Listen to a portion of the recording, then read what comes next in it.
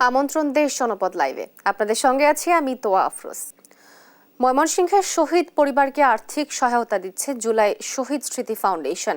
এ নিয়ে আরো জানাতে নগরীর টাউন হল তারেক অডিটোরিয়াম থেকে যুক্ত হচ্ছেন সহকর্মী ইলিয়াস আহমেদ।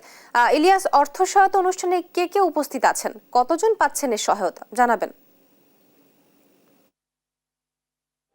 অর্থ সহায়তা প্রদান অনুষ্ঠানে কিছুক্ষণ আগেই কিন্তু বৈষম্য বিরোধী আন্দোলনের অন্যতম সমন্বয়ক সার্জিস আলম তিনি কিন্তু উপস্থিত হয়েছেন। অর্থাৎ তাকে ঘিরে মানুষের মধ্যে যে উৎসাহ উদ্দীপনা এবং মানুষের মধ্যে সাহস সেটি কিন্তু আমরা দেখেছি এবং তাকে ইতিমধ্যেই কিন্তু ময়মনসিংহের যে সমন্বয়করা আছে তারা কিন্তু ইতিমধ্যেই তাকে বরণ করে নিয়েছেন। অর্থাৎ বলা যায় যে তারেক স্মৃতি অডিটোরিয়ামে কিন্তু কিছুক্ষণের মধ্যেই যে জুলাই শহীদ স্মৃতি ফাউন্ডেশনের উদ্যোগে যে আর্থিক সহায়তা অনুষ্ঠানটি সেটি কিন্তু কিছুক্ষণের মধ্যেই শুরু হবে এবং সেখানে কিন্তু জুলাই মাসে বৈষম্য বিরোধী ছাত্র আন্দোলন করতে গিয়ে যারা নিহত হয়েছেন তাদের পরিবারের স্বজনরা কিন্তু ইতিমধ্যে তারা উপস্থিত হয়েছেন এবং আমরা অনুষ্ঠানের মাধ্যমে জানতে পেরেছি যে 55 জন শহীদ পরিবারের হাতে কিন্তু আর্থিক অনুদান প্রদান করা হবে এবং সর্বোচ্চ 5 লাখ থেকে শুরু করে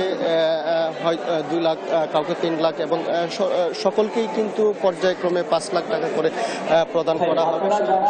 আমাদেরকে নিশ্চিত করা হয়েছে এবং আমরা দেখেছি ইতিমধ্যেই কিন্তু প্রশাসনের ঊর্ধ্বতন কর্মকর্তা যারা আছেন তারাও কিন্তু ইতিমধ্যেই এই অনুষ্ঠানস্থলে উপস্থিত হয়েছেন এবং অতিরিক্ত বিভাগীয় কমিশনার ইউসুফ আলী এবং জেলা প্রশাসক মফিদুল আলম সহ অন্যান্য ঊর্ধ্বতন কর্মকর্তারা কিন্তু তারা ইতিমধ্যেই অনুষ্ঠানস্থলে উপস্থিত হয়েছেন এবং সার্জিস আলমের সাথে কিন্তু তারা কুশল বিনিময় করছেন সেই বিষয়টি আমরা লক্ষ্য করেছি এবং সার্জিস আলম তারেক স্মৃতি অডিটোরিয়ামে উপস্থিত হওয়ার পর ধরেই কিন্তু তিনি একটি শুভেচ্ছা বক্তব্য দিয়েছেন এবং সকল শহীদদের প্রতি কিন্তু বিনম্র শ্রদ্ধা জানিয়েছেন এবং বলেছেন যে এই যে নতুন বাংলাদেশ সেটি কিন্তু এই শহীদদের রক্তের বিনিময়ে কিন্তু আজকের নতুন বাংলাদেশ সেটি অর্জিত হয়েছে এবং আগামীর বাংলাদেশের যে সুন্দর যাত্রা সেটিকে ধরে রাখতে কিন্তু তারা আপ্রাণ চেষ্টা করবেন সেই বিষয়টিও কিন্তু তারা বলছিলেন এবং আমরাও কিন্তু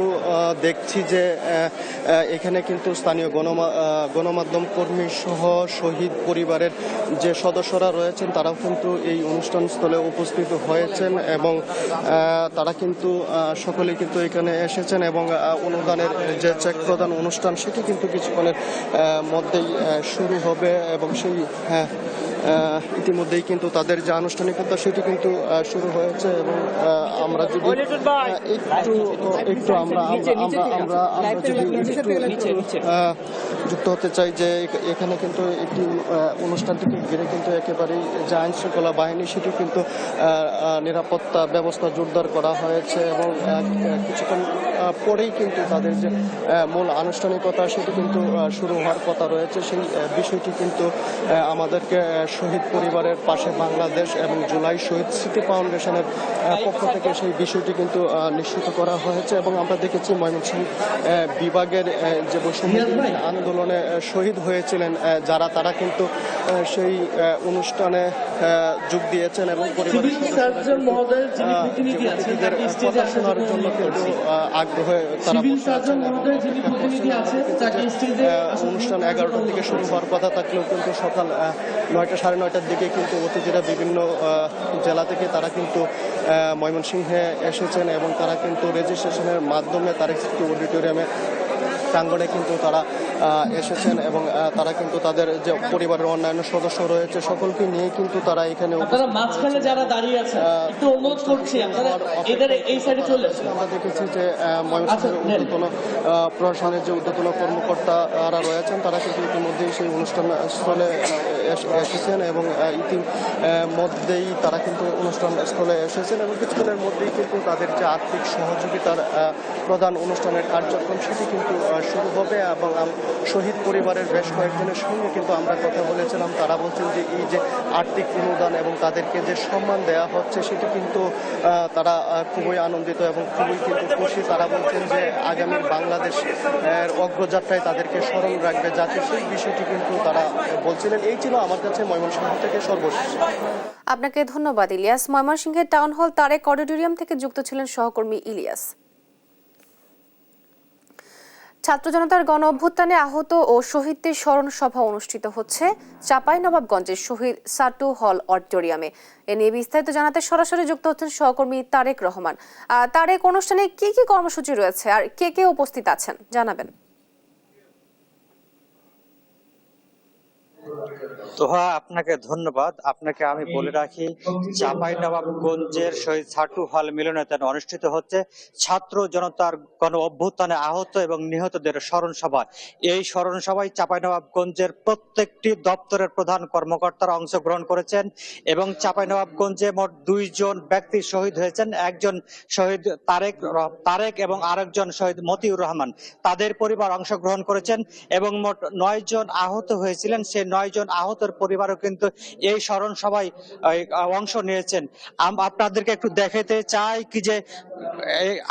দেখাতে চাই কি স্মরণ সভায় জেলা প্রশাসক, পুলিশ প্রধান, সিভিল সার্জন সহ অন্যান্য যে অফিসের যে প্রধান কর্মকর্তারা আছে তারা সকলেই কিন্তু অংশগ্রহণ করেছেন এবং জেলার প্রত্যেক সমন্বয় থেকে শুরু করে যারা স্টুডেন্ট ছিলেন তারাও কিন্তু অংশগ্রহণ করেছেন এবং 11 জন আহত নিহতের পরিবারের সদস্যরা কিন্তু তারা অংশগ্রহণ করেছে এবং তারা কিন্তু এখন স্মৃতিচারণ করছেন। আহতরা তাদের যে বক্তব্য শোনাচ্ছেন, তারা কিভাবে তারা জুলাই বিপ্লব ঘটিয়েছেন এবং কিভাবে তারা আহত হয়েছেন সে বিষয়গুলো তারা কিন্তু এই অনুষ্ঠানের মাধ্যমে তারা কিন্তু তুলে ধরছেন। এবং কিছুক্ষণ আগে কিন্তু শহীদ আবু শাহিদের মৃত্যু নিয়ে কিন্তু একটি প্রামাণ্য চিত্র প্রদর্শিত হয়েছে। সেই প্রামাণ্য চিত্রটি আমরা কিন্তু কিছুক্ষণ আগে উপভোগ করেছি। জেলা প্রশাসন কিন্তু আজকের এই অনুষ্ঠানের আয়োজন করেছে। আমরা একটু এই মুহূর্তে সংযুক্ত করতে চাই চাঁপাইনবাবগঞ্জের যে ছাত্র জনতার গণ অভ্যুত্থানে যে প্রধান ভূমিকা রেখেছিলেন আব্দুর রহিম, এবং তিনি কিন্তু এখন কিন্তু বৈষম্য বিরোধী ছাত্র আন্দোলন কিন্তু প্রধান সমন্বয়ক চাঁপাইনবাবগঞ্জের। জি আব্দুর রহিম, আপনি আমাদেরকে একটু জানাবেন আজকে যে স্মরণ সভা অনুষ্ঠিত হচ্ছে, এই স্মরণ সভাটা আসলে কাদেরকে নিয়ে অনুষ্ঠিত হচ্ছে এবং আপনার চাঁপাইনবাবগঞ্জের আসলে কতজন আহত নিহত হয়েছিল, তারা কি সবাই এসেছে কিনা, তা আপনাদের প্রতিক্রিয়া কি একটু? আসলে আপনারা জানেন যে 5 আগস্টে যারা আহত হয়েছিল এবং 24শে বিপ্লবে যারা আহত বা নিহত হয়েছিল তাদের নিয়ে আমাদের একটা সম্মাননা অনুষ্ঠানের ব্যবস্থা করেছি। আপনারা সেখানে দেখতে পাচ্ছেন আমাদের চাঁপাইনবাবগঞ্জ জেলায় 2 জন নিহত হয়েছে, তাদের নিয়ে এবং যারা আহত হয়েছে তাদের নিয়ে আমরা একটা স্মরণ সভার আয়োজন করেছি এবং তাদের স্মরণ সভায় তাদের অভ্যর্থনা দেওয়া হবে এবং তাদেরকে লিস্টিং এর মাধ্যমে তাদেরকে আমরা যেভাবে আর্থিক সহায়তা দিতে পারি সেটির আমরা ব্যবস্থা করেছি এবং আমরা কেন্দ্রীয় উপকমিটির কাছে তাদের লিস্ট পাঠিয়েছি এবং তাদের সর্বোচ্চ সাহায্য করার চেষ্টা করতেছি এবং আমরা যে বৈষম্যের মাধ্যমে আমরা যে বাংলাদেশ পেয়েছি সে বৈষম্য আমরা দূর করতে এবং বাংলাদেশকে একটা শান্তি শৃঙ্খল এবং সঠিক ন্যায়ের বিচার প্রতিষ্ঠা করার জন্য আমরা এই ছাত্র আন্দোলন করেছি। সেটাকে আমরা যে প্রতিষ্ঠিত করতে পারি, সে ধারাবাহিকতা ধরে রাখতে পারি, সেই প্রচেষ্টা আমরা চালাচ্ছি এবং আমাদের আন্দোলন আরো চলবে, সেটা আমরা সবাইকে আমরা বলে রাখতে চাই। আপনার কাছে আমি একটু জানতে চাই, চাঁপাইনবাবগঞ্জে তারেক এবং মতিউর রহমান 2 জন শহীদ হয়েছিলেন গণ অভ্যুত্থানে, তাদের বিষয়ে আপনারা কি ব্যবস্থা নিয়েছেন, কি তাদের স্মৃতি ধরে রাখার জন্য কোনো উদ্যোগ নিয়েছেন কিনা আপনারা? আমাদের চাঁপাইনবাবগঞ্জে যে 2 জন ভাই আহত বা নিহত হয়েছেন তাদের স্মৃতি ধরার জন্য আমরা জেলা প্রশাসক মহোদয়কে বলেছি তাদের যে আমাদের যে চৌরাস্তা মোড় সেগুলো তো তাদের একটা নামকরণ করে আমরা যে কোনো কিছু স্থাপন করতে চাই এবং তাদের নামে স্কুল বা কলেজ যে প্রতিষ্ঠিত করে এরকম আমরা উদ্যোগ নিয়েছি এবং সেটা আমরা মন্ত্রণালয়ে পাঠাবো এবং সেটা আমরা একটা ব্যবস্থা করব তাদের জন্য। জি ধন্যবাদ আব্দুর রহিম আপনাকে। জি, তো আপনি শুনছিলেন চাঁপাইনবাবগঞ্জের বৈষম্য বিরোধী ছাত্র আন্দোলনের প্রধান সমন্বয়ক আব্দুর রহিমের কাছ থেকে আমরা জানছিলাম তার প্রতিক্রিয়া। তিনি আমাদেরকে যে বিষয়টি জানিয়েছেন চাঁপাইনবাবগঞ্জের মোট 2 জন ব্যক্তি শহীদ হয়েছেন, সে শহীদদের স্মরণ করে রাখতে কিন্তু চাঁপাইনবাবগঞ্জে যেন উদ্যোগ নেওয়া হয় এবং আগামী দিনে যেন পতিত স্বৈরাচারের যে কোনো দোষর যেন যেন কোনো ষড়যন্ত্র যেন না করতে পারে, সেজন্য তারা কিন্তু এখন ঐক্যবদ্ধ আছেন এবং আগামীতে তারা যে কোনো সেটি কিন্তু আজকে এই বার্তা দেওয়া হচ্ছে। জি, তো এই ছিল আমার কাছে চাঁপাইনবাবগঞ্জের শহীদ সাটু হল থেকে সর্বশেষ পরিস্থিতি। আপনাকে ধন্যবাদ তারেক। আর চাঁপাইনবাবগঞ্জ থেকে যুক্ত ছিলেন সহকর্মী তারেক। মানিকগঞ্জ ও জয়পুরহাটে বাজার মনিটরিং করায় কিছুটা কমেছে সব ধরনের নিত্যপণ্য। বিস্তারিত জানাতে সরাসরি যুক্ত হচ্ছেন সহকর্মী আব্দুল্লাহ আলিম ও রেজাউল করিম রেজা। প্রথমেই যাচ্ছি মানিকগঞ্জে। আলিম, বাজারে নিত্যপণ্যের সরবরাহ ও দাম কেমন দেখছেন? মানিকগঞ্জের বাজারে কিন্তু নিত্যপণ্যের যে যে প্রয়োজনীয় জিনিসপত্র রয়েছে তার দাম কিছুটা কমেছে, যাতে নিম্নবিত্ত মধ্যবিত্ত পরিবার এবং ভোক্তারা কিন্তু বলছেন যে যেভাবে কমছে এতে আরেকটু কমলে পরে কিন্তু তাদের নাগালের মধ্যে চলে আসবে বলে তারা জানিয়েছেন। তো আজ যে বাজার দরে যে বলতে চাই যে আদা কিন্তু বিক্রি হচ্ছে 100 টাকা কেজি, যেটি গত সপ্তাহে ছিল 140 টাকা কেজিতে। কাঁচামরিচ ছিল 100 থেকে 150 টাকা কেজি, আজ কিন্তু বিক্রি হচ্ছে 80 টাকা কেজি। আলু 60 টাকা এবং নতুন আলু 80 টাকা, ফুলকপি 40 টাকা কেজি এবং অন্যান্য যে জিনিসপত্র দাম রয়েছে তা কিন্তু অনেকটাই কমে আসছে। তো আমরা ভোক্তাদের সাথে কথা বলেছি, ভোক্তারা যেটি বলছেন যে নিত্যপণ্য প্রয়োজনীয় যে দ্রব্যমূল্য গত সপ্তাহের চাইতে এ সপ্তাহে কিছুটা কম বলে তারা কিছুটা স্বস্তি প্রকাশ করেছে। তো পেঁয়াজ, আদা, রসুন, যে সবজি সব কিছুর দামই গত সপ্তাহের চাইতে কেজি প্রতি 15 থেকে 20 টাকা করে কমেছে। তো আমরা কথা বলেছি জেলা প্রশাসন এবং ভোক্তা অধিকার সংরক্ষণ অধিদপ্তরের কর্মকর্তাদের সাথে। তারা যেটি বলছেন যে তারা নিয়মিত বাজার মনিটরিং করছেন এবং মনিটরিং এর ফলে তারা কিছুটা নিয়ন্ত্রণের চেষ্টা করছেন এবং তারা যেটি বলছেন যে গত সপ্তাহে জেলা প্রশাসক টাস্ক ফোর্সের মাধ্যমে বাজার মনিটরিং করেছেন, সেখানে ক্রয় রসিদ না রাখায় এবং ক্রয় রসিদ না রাখায় কিছু ব্যবসায়ীকে তারা অর্থদণ্ড দিয়েছে এবং আমরা আরো যেটি বলতে চাই যে আসলে এই নিত্যপণ্য প্রয়োজনীয় জিনিসপত্রের যে সবজি, আদা, রসুন, পেঁয়াজ যে পণ্যের সাথে সাথে কিন্তু মাছের দামটা একটু চড়া রয়ে গেছে এবং গরুর মাংস কেজি প্রতি কমেছে 50 টাকা। গত সপ্তাহে বিক্রি হয়েছিল 750 টাকা, আজ বিক্রি হচ্ছে 700 টাকা কেজিতে। ব্রয়লার মুরগি বিক্রি হয়েছিল 190 টাকা, আজ 170 টাকা কেজিতে। তো আসলে এভাবে যদি নিত্য প্রয়োজনীয় দ্রব্যের মূল্য কিছুটা কমতে থাকে তাহলে অনেকটাই স্বস্তি প্রকাশ করেছেন ভোক্তা এবং ক্রেতারা এবং নিম্নবিত্ত মধ্যবিত্ত খেটে খাওয়া মানুষেরা যেটি বলছেন যে গত বছরের তুলনায় এবছরে এখনো দাম চড়া রয়েছে। তাদের দাবি যে বাজার মনিটরিং এর ব্যবস্থাটা যেন জোর দেওয়া হয় যাতে বাজার নিয়ন্ত্রণে আসে। এবং আমরা কথা বলেছি কনজিউমার অ্যাসোসিয়েশন অফ বাংলাদেশ ক্যাবের যে সাধারণ সম্পাদক রয়েছে তার সাথে। তিনি যেটি বলছেন যে তারা জেলা প্রশাসক কার্যালয়ের যে সভা হয়েছে, মিটিং হয়েছে, সেখানেও কিন্তু তারা দাবি জানিয়েছেন যে বাজার মনিটরিং করে বাজার নিয়ন্ত্রণের। তো সাধারণ ক্রেতারা বলছেন যে বাজার মনিটরিংটা যদি প্রতিনিয়তই হয় তাহলে বাজারটা আসলে স্বাভাবিকে চলে আসবে। তো এই ছিল আমার কাছে মানিকগঞ্জের বাজার নিয়ে সর্বশেষ খবর।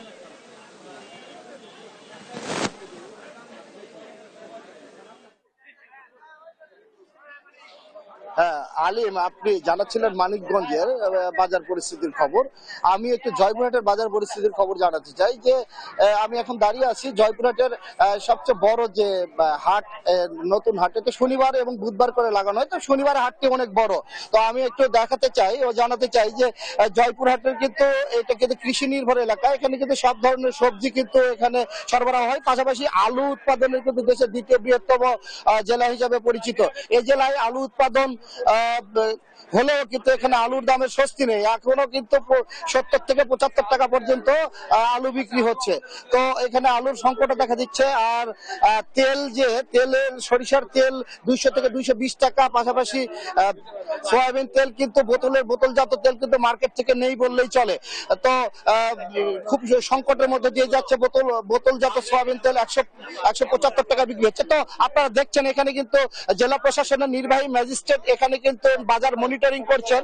তো বাজার মনিটরিং করলেও কিন্তু পর্যাপ্ত বাজার মনিটরিং না থাকার কারণে কিন্তু এখানে কিন্তু বাজারের ঊর্ধ্বগতি ঠেকানো যাচ্ছে না, এমনটি জানিয়েছেন এখানকার সাধারণ ক্রেতারা। তো আমি এখানকার নির্বাহী ম্যাজিস্ট্রেট যিনি আছেন, আপনি তো বাজার মনিটরিং করছেন, তো বাজার পরিস্থিতি নিয়ন্ত্রণে তারপরে আসছে না, এরকম অভিযোগ আমরা পেয়েছি সাধারণ ক্রেতাদের কাছ থেকে। আসলে পরিস্থিতি সবই নিয়ন্ত্রণে আছে। এখানে যে নির্ধারিত দাম, সে দামেই বিক্রি হচ্ছে। মাঝে মাঝে দু একজন একটু অনিয়ম করার চেষ্টা করছে, আমরা সেগুলোকে ধরে আমাদের যে জেলা প্রশাসক স্যার যেভাবে নির্দেশনা দিয়েছে, আমরা সেভাবে সমস্ত ভাবে প্রত্যেকদিন আমাদের প্রত্যেকটা টিম প্রতি সময় কাজ করতেছে বাজারে, এবং আশা করি আর এই ধরনের কোনো পাবেন না। সমস্ত রকমের যে অভিযোগগুলো আছে আমরা আমলে নিয়ে যার যার যেখানে যে দায়িত্ব আছে সে সুষ্ঠুভাবে পালন করতেছে। ধন্যবাদ। আমি বাজার মনিটরিং এর যে কনজিউমার অ্যাসোসিয়েশনের সভাপতি জয়পুর জেলা শাখার, আপনারা তো পৃথক ভাবে কাজ করছেন, তো তারপরে বাজার মনিটরিং হচ্ছে না কেন? বাজার মনিটরিং আমাদের অব্যাহত আছে, কারণ এই কাঁচামালের দ্রব্যমানের একটু নিয়ন্ত্রণের মধ্যে আসে। দু একদিন থেকে একটু দাম সামনের দিকে ঊর্ধ্বগতিতে যাচ্ছে। আমরা জয়পুর টাস্ক ফোর্সের নেতৃত্বে আমরাও কাজ করছি। আমরা প্রশাসনের নেতৃত্বে আমরা চেষ্টা করতেছি যাতে আমাদের বাজারের সাধারণ ক্রেতাদের এবং ভোক্তাদের নাগালের মধ্যে আসে। এই চেষ্টায় আমরাও কনজিউমার অ্যাসোসিয়েশন অফ ক্যাব আমরা কাজ করছি, এবং জেলা প্রশাসনও আমাদের সাথে কাজ করছে। আলুর বাজারটা নিয়ে একটু হিমশিম খাচ্ছি, কিন্তু আলুর বাজারে আমরা মোটামুটি একটু কাজ করছি। আর জেলা প্রশাসনের নেতৃত্বে আমরা ভোক্তাদের জানিয়ে দিচ্ছি যে 50 টাকা কেজিতে আমাদের আলু সরকার বিক্রি করতেছে। ধন্যবাদ আপনাকে। আমি একজন ক্রেতার সাথে একটু জানতে চাই যে আপনারা তো বাজার করতে এসেছেন, তো কি অবস্থা একটু জানাবেন। বাজারের দাম তো খুবই বেশি ভাইজান, কিছু বাজার করা যাচ্ছে না। এই যে এগুলো কপি টপি এগুলোর দাম প্রায় এখন 60-70 টাকা করে, আলুর দাম 70 থেকে 75 টাকা, সয়াবিন তেল বোতল পাওয়া যাচ্ছে না বাজারে, যে দামি হোক পাওয়া যাচ্ছে না। আর হইলো খোলা তেল যেটা, সেটা 195 টাকা কেজি। এরকম এত দাম দিয়ে তো আমরা আর বরদাস্ত করতে পারতেছি না। ধন্যবাদ। আপনি শুনছিলেন একজন ক্রেতার কাছ থেকে। এই ছিল আমার জয়পুরহাট থেকে বাজার পরিস্থিতি নিয়ে সর্বশেষ। আমি এখন আপনাদের দুজনকেই ধন্যবাদ।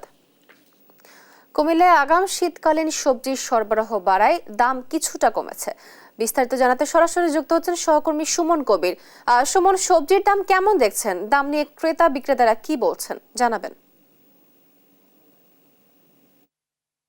আপনাকে আমি জানিয়ে রাখি, কুমিল্লার যে শীতের সবজি বাজার আসার পর আমরা দেখেছি কিছু কিছু সবজির দাম কমলো, বেশিরভাগ সবজির দাম বৃদ্ধি পেয়েছে।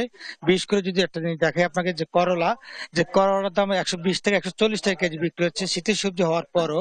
এই বিশেষ ক্রেতা সাধারণ যারা বলছেন যে আসলে কোনটা যে নিব, কারণ বাজারে সবচেয়ে বেশি ঊর্ধ্বমুখী যে লাউ প্রতি 60 টাকা 70 টাকা, আপনার যে কুমড়ো বিক্রি হচ্ছে 80 টাকা থেকে 90 টাকা এক পিস। আমরা সেই জায়গা থেকে যদি বলি, বাজারে প্রতিটি ক্ষেত্রে আমরা দেখেছি যে আলুর দাম বিশেষ করে আসলে 80 টাকা হলে পুরান আলু, নতুন আলু 120 টাকা, এবং টমেটো বিক্রি হচ্ছে 140 টাকা, আর যেটা আগে টমেটো সেটা বিক্রি হচ্ছে 80 টাকা। এবং আপনাকে একটু জানি রাখি, কুমিল্লা প্রতিটি সবজি বাজারে যেরকম 5 থেকে 10 টাকা কমছে, কিছু কিছু সবজি কিন্তু বেশিরভাগ সবজির দাম বৃদ্ধি পেয়েছে। এই ক্ষেত্রে এসে মূলের দামটা কিছুটা কমেছে। আর আলুর বিষয়ে যদি কথা বলতে যাই, আলু যে বাজার মনিটরিং করার কথা ছিল 50 টাকা 50 টাকা বিক্রি করার কথা ছিল, কিন্তু আমরা বাজারে দেখতে পাইনি। বাজারে ভোক্তা অধিকারে যে ধরনের অভিযান থাকার কথা, সেই অভিযান আসলে আমরা দেখতে পাইনি। কারণ হচ্ছে তারা বলছে জনবল সংকট। এবং সেদিক থেকে যদি বলি, কুমিল্লা প্রতিটি বাজারে আমরা দেখেছি শীতের সবজি কমতে শুরু করার কথা ছিল, আসলে যে হারে সে হারে কমেনি। তবে আমরা কথা বলেছিলাম যারা বিক্রেতা, এবং তারা বলছেন যে আসলে যেখান থেকে আমরা কিনে নিয়ে আসি সেখানে সবজির দাম আসলে কমছে না। আর একটা জানি, কুমিল্লার যে ক্রেতা যারা রয়েছে তারা বলছে আমাদের নাগালের বাইরে আসলে রয়েছে কুমিল্লা শীতের সবজি। আসলে কি খাবো, গরু মাংস খেতে পারছি না, মুরগির দামও বৃদ্ধি পেয়েছে, সেদিক থেকে মাছের দামও বৃদ্ধি পেল, আবার সেই থেকে সবজি যদি বৃদ্ধি পায়, তাহলে আমাদের আসলে সাধারণ মানুষ বলছে আমাদের বেঁচে থাকার আসলে অবলম্বনটা তাহলে কোথায়? আসলে বাজারে পর্যাপ্ত সবজি আসলো, সবজি দাম কমছে না, এটা তাদের অভিযোগ ক্রেতা সাধারণের। আর একটা বিষয় ধারণা রাখি, কুমিল্লার যে বাজার আমরা দেখেছি শীতের দাম সবজির দাম কমছে না, কমে নাই তো, মোটামুটি আগে যা ছিল ওইটাই। হ্যাঁ 400 টাকা ওইটা দেবে। এখন তো কপির দিন, না না এখন তো কপির দিন, এখন শীতকালীন সবজির দিন না, সবজির দিন হিসেবে আর কম নাই। এখন তো সবজির দিন নেই, সবজির দাম কম হওয়ার কথা ছিল, ওইরকম কম না। 80 টাকা দিয়ে সবজি নিলাম, কপি নিলাম, তারপরে 30 টাকা দিয়ে ধনিয়া পাতা নিলাম। কপির দাম এখন হয় 30 টাকা 40 টাকা, তাহলে শীতকালীন সবজি হিসেবে কপির দাম বেশি না? ভাই আপনাদের বিক্রেতা সবজি তো কমছে না কেন? সবজির দাম মোটামুটি কমছে তো, মোটামুটি কমছে। এর আগে আমরা 120 টাকা 100 টাকা বেচছি, অঙ্কা 70 টাকা 80 টাকা বেচছি পার পিস, 1 কেজি ওজন আছে, বুঝছেন। আর এমনি শাকসবজি পালং শাক 50 টাকা, আমরা 20 টাকা 25 টাকা। মরিচ 600 টাকা 800 টাকা, অনকা দেশিটা 160 টাকা, আর ওইটা হলো 80 টাকা 100 টাকা সালানেরটা হাইব্রিড। যেটা বলছিলেন আমরা শীতের সবজি যে বাজার যেভাবে কমার কথা আসলে সেভাবে কমছে না, ক্রেতারা অভিযোগ করছেন এবং বাজার মনিটরিং যথেষ্ট অভাব রয়েছে কুমিল্লা বাজারগুলোতে। আর একটা বলছে সিন্ডিকেটের আসলে যেন থাবা ভাঙছে না। এই ছিল কুমিল্লা থেকে সর্বশেষ তোহা। আপনাকে ধন্যবাদ। কুমিল্লা থেকে শীতকালীন সবজির দাম সম্পর্কে জানাচ্ছিলেন সহকর্মী সুমন কবির। রাজধানীর একটি অনুষ্ঠানে কথা বলছেন বিএনপির স্থায়ী কমিটির সদস্য আমির খসরু মাহমুদ চৌধুরী। আমরা সরাসরি চলে যাচ্ছি সেখানে। যে ঘটনাগুলো ঘটছে এগুলোকে আসলে কি তাদের সেই দাবি দেওয়াগুলো, তারা যে ধর্মের নামে যে ধরনের ঘটনাগুলো এখন ঘটছে বাংলাদেশে, সেগুলো আমাদেরকে বোঝার জন্য আর একটু গভীরভাবে দেখতে হবে। আমাদের দেশে সাম্প্রদায়িক সম্প্রীতি সমস্যা নাই আমি বলবো না, এটা হচ্ছে ব্যতিক্রম। সাম্প্রতিক সম্প্রীতির যে সমস্যা বাংলাদেশে আছে সেটা হচ্ছে ব্যতিক্রম, ইংরেজিতে বলে অ্যাবারেশন, এটা নর্মাল কিছু না। কিন্তু এইটাকে যেইভাবে দেখানো হচ্ছে এবং যেইভাবে দেখিয়ে বাংলাদেশে অস্থিরতা সৃষ্টি করার চেষ্টা করছে, সেটা তো বাংলাদেশ নয়। আমরা কি অন্য দেশের যেখানে আমরা দেখছি, আমি আনন্দের সাথে বলতে চাই, এই অস্থিরতা কিন্তু বাংলাদেশের মানুষকে কিন্তু অস্থির করে তুলছে না। খেয়াল করছেন আপনারা? বাংলাদেশের মানুষ কিন্তু কোনো প্রতিক্রিয়া দেখাচ্ছে না। এতগুলো ঘটনা ঘটছে, একজন আইনজীবী মারা গেছে, অনেকে মনে করেছিল একটা বড় প্রতিক্রিয়া হবে। বাংলাদেশের মানুষ কিন্তু সেই প্রতিক্রিয়া দেখায় না, তাদের সহ্য গুণ অনেক বেশি। এরকম অনেকগুলো ঘটনা ঘটেছে, অথচ অনেক দেশে আমরা দেখতে পাচ্ছি, এই যে বাবরি মসজিদ যখন ভেঙেছে, বাংলাদেশে কোনো প্রতিক্রিয়া হয়েছে? ওখানে যখন ওই গৌরক্ষর জন্য যখন এই 30-40 জনকে হত্যা করা হয়, বাংলাদেশে কোনো প্রতিক্রিয়া হয় না। কিন্তু এই যে পশ্চিমবঙ্গে কলকাতায় বাংলাদেশ এমবাসি ভাঙচুর করা হয়েছে, বাংলাদেশে কোনো প্রতিক্রিয়া হয়নি। এটা হচ্ছে সুখবর, এটা হচ্ছে বাংলাদেশের শক্তি, এটা হচ্ছে বাংলাদেশের স্ট্রেংথ, যে অন্যরা যা করছে বাংলাদেশে সেটা করছে না। এটাই আমাদের শক্তি। এই বাংলাদেশে আমরা চেয়েছিলাম যে অন্যরা যেটা করবে সেটা বাংলাদেশে করতে দেওয়া হবে না। বাংলাদেশে আমরা সকল ধর্ম মিলে ঐক্যবদ্ধভাবে একসাথে শান্তিপূর্ণ বসবাস করার দেশ বাংলাদেশ। বারবার সেটা আমরা প্রমাণ করেছি। কিন্তু সাবধান থাকতে হবে, সতর্ক থাকতে হবে। এর মাধ্যমে আগামী বাংলাদেশ গড়ার যে আমাদের স্বপ্ন, আমরা যে ঐক্যবদ্ধ জাতি হিসেবে বাংলাদেশকে একটি অন্য জায়গায় নিয়ে যাওয়ার যে স্বপ্ন, সেটা যাতে বাধাগ্রস্ত না হয়। শান্তিপূর্ণভাবে গণতান্ত্রিক প্রক্রিয়ায় যাতে আমরা ফিরে যেতে পারি, শান্তিপূর্ণভাবে যাতে আমরা আগামী দিনে একটা গণতান্ত্রিক প্রক্রিয়ার মাধ্যমে, গণতান্ত্রিক নির্বাচনের মাধ্যমে জনগণের মালিকানা ফিরিয়ে দিতে পারি, সেইটা আমাদের মূল লক্ষ্য। এবং জনগণের মালিকানা ফিরিয়ে দিতে পারলেই তারা জনগণের কাছে সরকারকে দায়বদ্ধ থাকতে হয়, সরকারকে জবাবদিহি থাকতে হয়, যেটা বিগত দিনে ছিল না। যেই কারণে দত্ত সৃষ্টি হয়েছে, যেই কারণে স্বৈরাচার সৃষ্টি হয়েছে, যেই কারণে ফ্যাসিস্ট সৃষ্টি হয়েছে, সেটা আমরা আগামী দিনে বাংলাদেশে করতে দিতে পারি না। রাজধানীর একটি অনুষ্ঠানে কথা বলছেন বিএনপির স্থায়ী কমিটির সদস্য আমির খসরু মাহমুদ চৌধুরী। আমরা সরাসরি ছিলাম সেখানে। ঠাকুরগাঁও জেনারেল হাসপাতালে সেবা কার্যক্রমে চলছে চরম অব্যবস্থাপনা। সেবার পরিবেশ না থাকায় ভোগান্তিতে সেবা প্রত্যাশী ও স্বজনরা। বিস্তারিত জানাতে সরাসরি যুক্ত হচ্ছেন সহকর্মী শাকিল আহমেদ। শাকিল, অব্যবস্থাপনা সম্পর্কে হাসপাতাল কর্তৃপক্ষ কি বলছেন জানাবেন? ধন্যবাদ তো আফরোজ। আমি একটু জানাতে চাই যে ঠাকুরগাঁয়ের প্রায় 16 লক্ষ মানুষের চিকিৎসা সেবা গ্রহণের আশ্রয়স্থল ঠাকুরগাঁয়ের 250 শয্যা বিশিষ্ট জেনারেল হাসপাতাল। এই হাসপাতালটিতে প্রতিদিন আমরা লক্ষ্য করছি যে এই হাসপাতালটি 2020 সালে 100 শয্যা থেকে 250 শয্যা উন্নীত করা হয় এবং এখানে একটি 7তলা বিল্ডিং নির্মাণ করা হয়। এই 7তলা ভবনে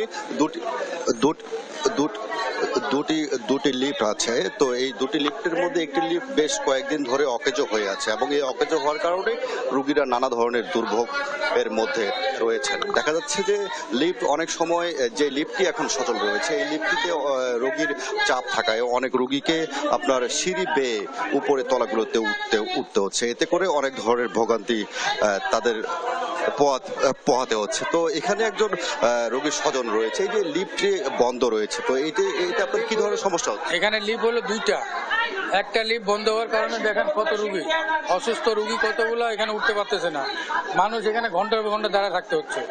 এখন এটা আমরা জোর আগুয়া করতেছি, এটা লিফট যেন খুলে দেয়, অতি শীঘ্রই যেন এটা চালু করে দেয়। যেমনটি তিনি জানাচ্ছিলেন যে এই লিফটটি বন্ধ হওয়ার কারণে তারা অনেক ভোগান্তি রয়েছেন। এখানে আরেকজন আছে, আমরা একটু তার সঙ্গে কথা বলি। এই লিফটটি বন্ধ হওয়ার কারণে আপনাদেরকে কি ধরনের ভোগান্তির মধ্যে? লিফট বন্ধ হওয়ার কারণে আমরা লাইনে অনেকক্ষণ ধরে দাঁড়িয়ে আছি, কিন্তু যাতায়াতের জন্য অসুবিধা হচ্ছে। এখন লিফটটা কেন বন্ধ সেটা তো বলবে তারা। যেমনটি জানছিলেন, একটু জানাই যে এই লিফটটির রক্ষণাবেক্ষণের দায়িত্বে রয়েছে ঠাকুরগাঁও গণপূর্ত বিভাগ। হাসপাতাল কর্তৃপক্ষ তাদের সঙ্গে সার্বক্ষণিক যোগাযোগ করছেন এই লিফটটি সচল করার জন্য। আমার সঙ্গে রয়েছেন হাসপাতালে আরএমও ডাক্তার রকিবুল আলম চয়ন। আমরা একটু জানবো যে এই লিফটটি বেশ কয়েকদিন ধরে আমরা দেখছি যে লিফটটি বন্ধ আছে। তো এই লিফটটি সচল করার জন্য আপনারা কি ধরনের উদ্যোগ গ্রহণ করছেন? যে লিফটে যে যান্ত্রিক গোলযোগটি হয়েছে এটার জন্য পিডব্লিউডির সঙ্গে আমরা যোগাযোগ করেছি।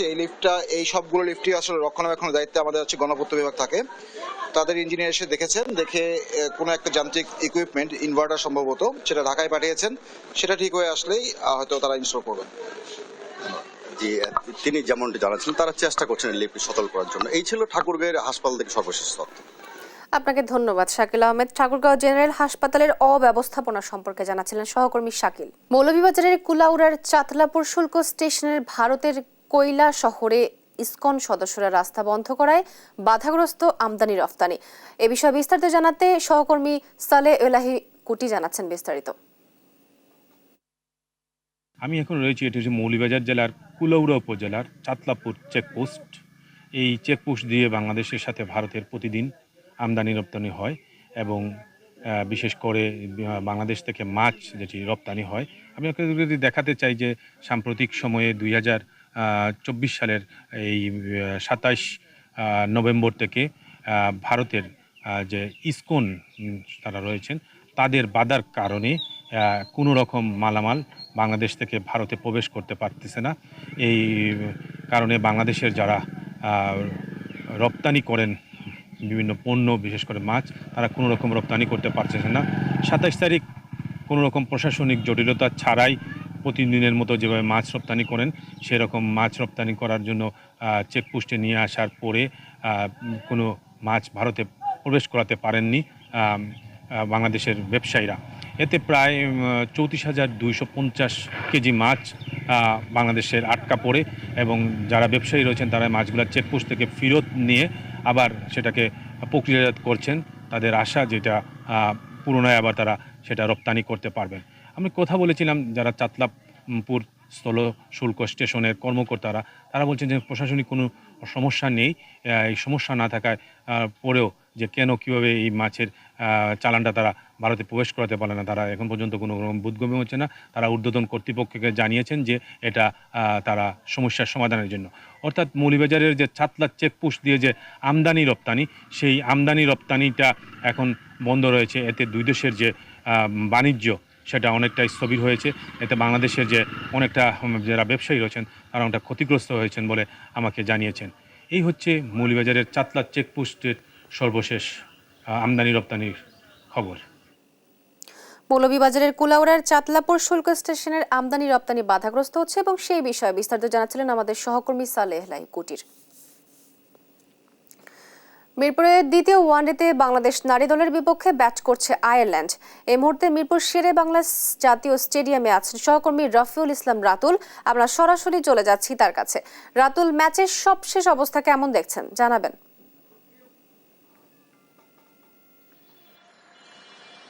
তো আপনি যেমনটি বলছিলেন, আমি কিন্তু এখন অবস্থান করছি মিরপুরের শেরেবাংলা ক্রিকেট স্টেডিয়ামে।